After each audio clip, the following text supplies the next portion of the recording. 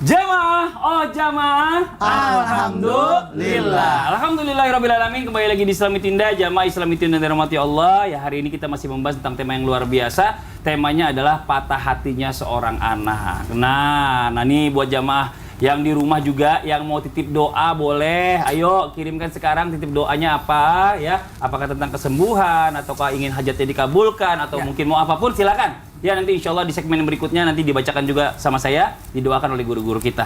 Oke, selanjutnya kita masuk nih, ada pertanyaan bagus ya, tapi sebelumnya kita akan melihat sebuah video tayangan terlebih dahulu. Ada seorang anak ini kabur dari rumah karena berpikiran orang tuanya itu tidak menyayangi dia lagi. Oh ya, aku tahu videonya nih. Masa? Iya. Udah pernah nonton? Pernah. Saya belum. Nonton yuk. Yuk ini dia nonton.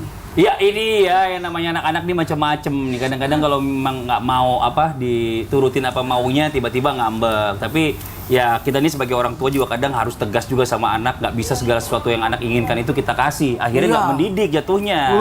Melunjak. Nauzubillah min dzalik. Nah ini Ustaz Syam nih izin Ustaz Syam nih ya. Bicara masalah tentang anak. Dulu Ustaz Syam ini pernah nggak, kalau kita tahu kan ayah bapaknya Ustaz Syam ini kan agak tegas orangnya. Dua-duanya, pasti bapak, sering, mama. Oh iya, pasti sering suka ngomel kan. Baper nggak saat itu?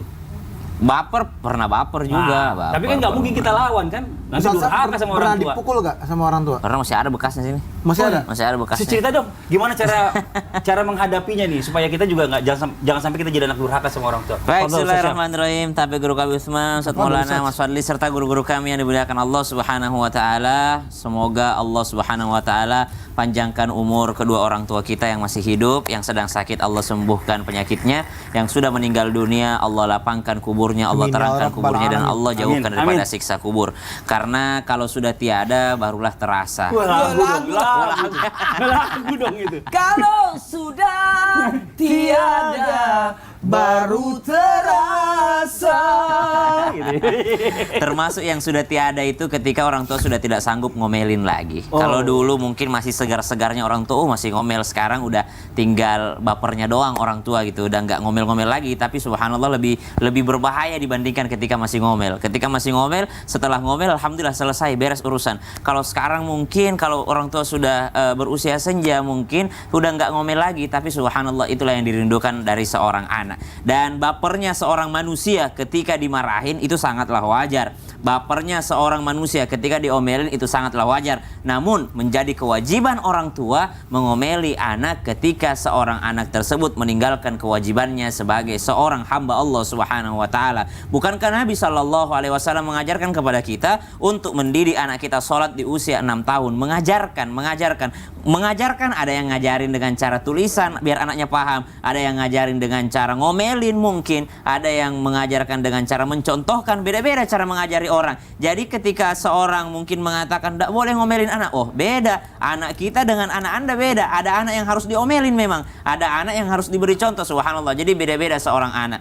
Ada mungkin anak harus dikasih hadiah, ada seorang anak harus dihukum terlebih dahulu. Nabi SAW memberitahukan kepada kita ya dalam sebuah riwayat bahwa menghukumnya ketika di umur 10 tahun atau memberikan hukuman atau memukulnya. Pukulan mungkin beda-beda di setiap daerah, beda pukulannya. Maka subhanallah, ketika seorang anak baper, apakah orang tua berdosa? Tergantung omelannya tentang apa. Kalau omelannya tidak menyangkut dengan haknya Allah Subhanahu wa taala, maka orang tuanya zalim terhadap anaknya. Apalagi kalau membuat anaknya sampai terluka, sampai berbahaya bagi fisiknya, maka subhanallah itu adalah suatu kezaliman di mata Allah Subhanahu wa taala jikalau tidak menyangkut dengan haknya Allah Subhanahu wa taala. Yang kedua, kalau menyangkut dengan haknya Allah Subhanahu wa taala, justru orang tua yang tidak memarahi ataupun menghukum anaknya itulah yang akan dimintai pertanggungjawaban oleh Allah Subhanahu wa taala. Bukankah Allah katakan dalam Al-Qur'an, ba'da naqul a'udzubillahi minasyaitonir rajim, ya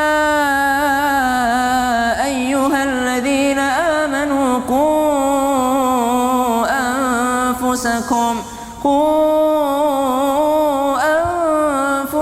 wa ahlikum nara jaga dirimu dan keluargamu dari api neraka. Pasti orang tua akan menggunakan segala cara agar barang tersebut tidak terbakar. Ada sebuah rumah mungkin, lalu pemadam kebakaran akan menggunakan segala cara. Bagaimana caranya agar tidak tersebar api tersebut? Segala cara akan dilakukan oleh orang tua untuk menghalangi anaknya, menjauhkan anaknya dari api neraka. Dan anak baru tersadar ketika nanti dia sudah berusia dewasa, mengetahui bahwa alhamdulillah, dulu orang tuaku sangat tegas mendidikku untuk sholat, dulu orang tuaku sangat tegas mendidikku untuk dekat dengan Al-Quran. Namun menjadi pelajaran penting juga bagi sang anak ketika nanti mendidik anaknya, jangan sampai membuat anaknya baper dan bernilai daripada zalim terhadap anak-anak. Wallahu ta'ala a'lam. Masya Allah. Jadi Ustaz Syam sekarang sadar nih bahwa apa dulu yang dilakukan tegasan orang tua itu manfaatnya sekarang kan rasanya. Iya, manfaatnya sekarang. Masya Alhamdulillah. Apalagi kalau sudah punya anak. Oh, Nah, iya. lebih paham lagi. Nah, tapi ngomongin masalah anak nih, ya.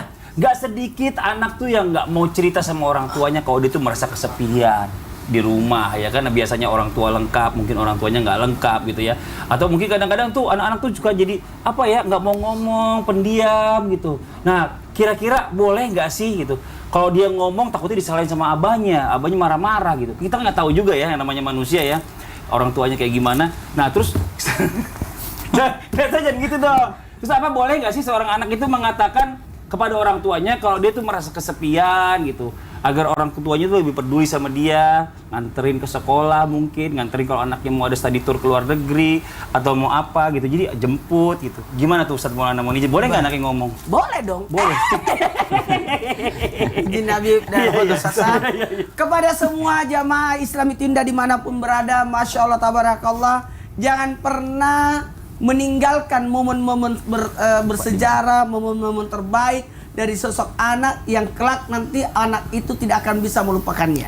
Ketahuilah ketika anak merasa sendiri, sunyi dan sebagainya, jawab pertanyaannya Mas Fadli, boleh nggak seorang anak menyampaikan hal itu karena patah hatinya seorang anak karena kesepian kepada orang tuanya? Jawabannya iya, boleh. Boleh. Tapi ada beberapa cara yang harus digunakan. Karena tetap anak itu memuliakan orang tua, tetap anak itu menghargai orang tua, tetap ada adab-adabnya, tidak membentak, tidak marah, tetap merendahkan suaranya, tetap menurunkan sayapnya, mohon maaf, tanpa menggurui.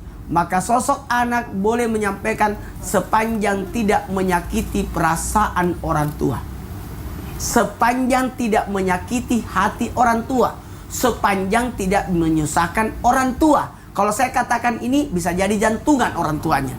Kalau saya katakan ini jangan sampai kepikiran orang tuanya. Ya, kalau saya katakan ini jangan sampai jatuh sakit orang tua. Maka gunakanlah kata-kata yang baik ataupun media yang baik. Hatiku sedih, hatiku gundah. Lagi nyanyi-nyanyi. Oh, kode itu sebenarnya. Itu kode. Anaknya Ustadz? Enggak. Kemudian gunakan kata-kata yang baik di waktu yang tepat, di saat yang tepat. Maka paling terbaik ngobrolin sama orang tua di saat kita dalam perjalanan. Itu enak di saat orang tua lagi senang, bahagia, di saat kebersamaan sama orang tua. Disitulah tepatnya seorang anak sambil bercanda dia berkata, "Ih, mauku saya seperti ini." Nah, jadi seperti itu. Maunya sih kita kalau liburan kita begini terus. Iya, tapi sayangnya orang tua kita kan sibuk. Iya, itu kan demi kebaikan kita ya. Oh, sehingga orang tua memastikan bahwa sebenarnya apa yang saya lakukan ini tidak seberapa. Sehingga orang tua menyisihkan waktu buat anaknya. Saya alhamdulillah setiap 1 minggu anak-anak harus liburan. Kemana aja? Sama siapa? Sama yang jagain. Oh, yang jauh. Bapaknya kemana? Ya kan saya ada urusan. Oh gitu. Anaknya nggak marah? Enggak dong. Oh, enggak. Kan ada namanya pemilihan. Oh gitu. Sabtu ini kemana sayang? Kemana? Oh, ini cocoknya ke sini ya, kita mainin ya. Ini kamu kita sini. Nanti ada saat ada abah, kita di sini. Jadi ada namanya. Namanya itu namanya meeting sama anak. Oh. Jadi saya selalu rapat. Tidak ada masalah. Rapat berdiskusi bagaimana pendapatmu. Nah, itu penting. Dalam Islam mengajarkan kita diskusi bermusyawarah untuk menanyakan supaya tidak ada yang merasa terzalimi. Ya. Dari sinilah orang tua memuliakan anak, menghargai anak. Jangan berharap dihargai oleh anak kalau kita sendiri tidak memberikan peluang anak untuk menyampaikan informasi. Jangan sampai sudah parah penyakitnya baru dia laporan. Betul. Itu kan sebenarnya penyakit yang sedikit-sedikit lama-lama besar, kita sendiri tidak tahu, baru kaget. Ternyata bisa sakit seperti ini. Alhamdulillah kemarin kejadian waktu malam tahun baru lagi main kembang api, si Anwar kena. Abahnya di mana saat itu? Abahnya ada dekatnya. Cuma kan tiba-tiba si Naura itu yang merasa bersalah. Oh, berarti abahnya nggak deket dia. Iya, jauh. Jauh. Buktinya anaknya sampai takut nyampein, berarti kan nggak ada di sebelah. Saya udah gede. Oh, iya. Tidak main kembang api lagi. Iya. Tapi kalau saya jadi anaknya Ustadz Maulana kalau meeting gini. Kita mau kemana Sabtu Minggu ini? Saya sebagai anak pertama Iya, betul. saya mau kemana aja. Yang penting Abah ikut. Wih. Wah, itu. Berarti tahun depan. Nanti ajarin anaknya. Berarti selama ini Abahnya nggak ikut. Abahnya sibuk. Sama abahnya tuh bukannya apa-apa ya. Mengerti lah. Mohon maaf ya jamaah ya. Kadang-kadang kalau abahnya ikut malah jadi rempong. Anaknya malah jadi keganggu. Karena Bener. foto-foto terus. Bener. Satu-satunya jalan saya bilang kita harus umroh atau keluar negeri sekalian. Wih. Kalau keluar negeri nggak ada yang foto-foto. Siapa yang Masalahnya kalau keluar negeri budgetnya juga nggak ada. Kita lanjut yuk. Waktu kita membacakan pertanyaan masuk yang di sosial media Islami Tinda.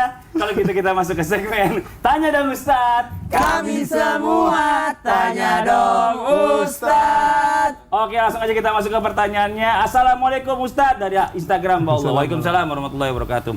Ustadz Ustazah, bagaimana caranya yang tepat ya bagi anak yang ingin memberitahukan orang tuanya yang sering menghina fisik seorang anak Ustadz? Waduh, kurang ajar nih orang tuanya.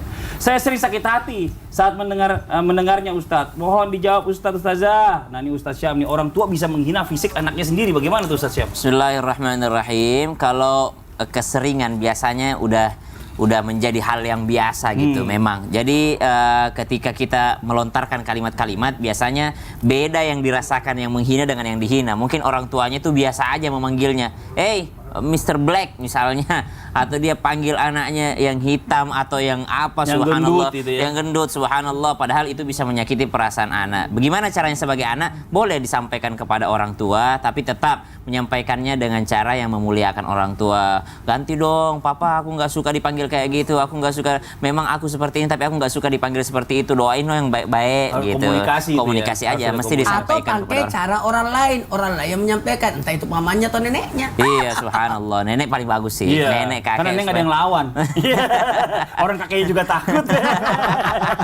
Tanda tertinggi nenek ya. Tertinggi tuh nenek.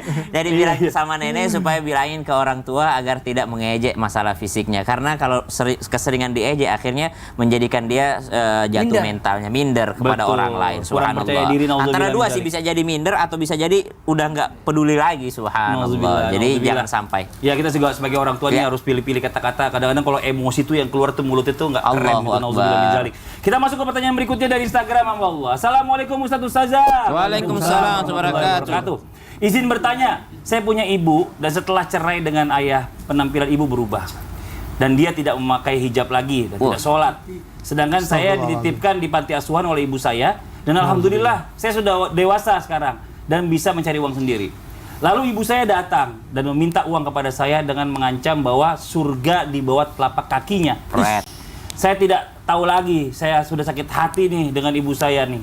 Dan saya tidak mau bertemu dengannya lagi. Apakah saya dosa Ustadz? Wah, ini mohon izin Nabi. Apakah seorang anak ini berdosa karena merasa patah hati sama orang tuanya ini karena merasa ditelantarkan? Mohon izin Allahu penjelasan. dan ini adalah orang tua yang zalim. Nauzubillah Ya. min dzalik. Nauzubillah. Penjelasannya Bib. Afwan wa Fadhal, Bib. Ya. Ustaz Maulana. Silakan, Bib. Syam. Bismillahirrahmanirrahim. Assalamualaikum warahmatullahi wabarakatuh. Waalaikumsalam warahmatullahi wabarakatuh. Alhamdulillahirabbil alamin. Wassalatu wassalamu ala sayyidina Muhammadin wa ala alihi washabihi ajmain, amma ba'du. Segala puji bagi Allah Subhanahu wa taala yang alhamdulillah sampai saat ini kita selalu senantiasa menyaksikan Islam itu indah dengan senang, bahagia, gembira dan berharap akan ilmu yang bermanfaat dari guru-guru kita dan insya Allah bisa diamalkan untuk kehidupan kita sehari-hari. Amin ya Allah ya Rabbal Alamin. Ini adalah contoh ibu yang zalim terhadap anaknya.